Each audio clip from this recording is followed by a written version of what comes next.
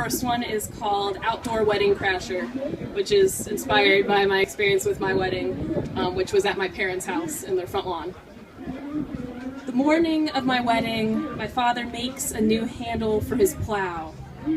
Out the window, there's a raccoon rolling down the aisle of my lawn, like some distant uncle who invites himself to the reception, convinced it's his right to be wanted.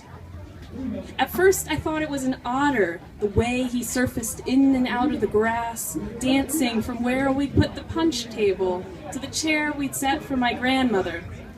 But that raccoon suit against the green shone brighter than my own dress. I tell my father to look outside. He puts down his work, grabs a broom, heads out the garage door, ready for war in his ripped canvas shoes. Outside, the raccoon is still. From her room, my mother shouts, "Don't go out there, Dan." On her phone, she calls animal control saying, "It's dying and acting unusual," in the same breath, as if the two are synonymous.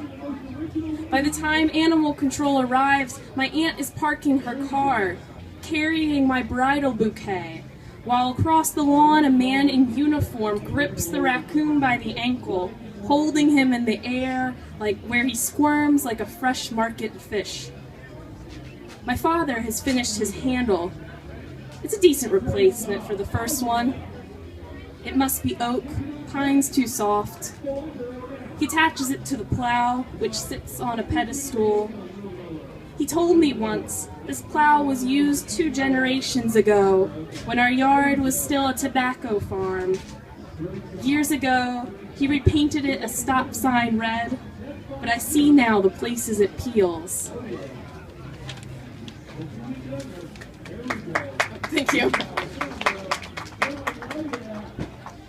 So I'm going to read a couple quick poems from my newest collection, A Week with Beijing, total product placement.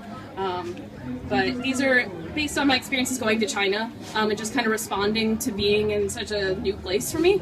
And so the poems are dialogues with the city of Beijing as this anthropomorphized woman.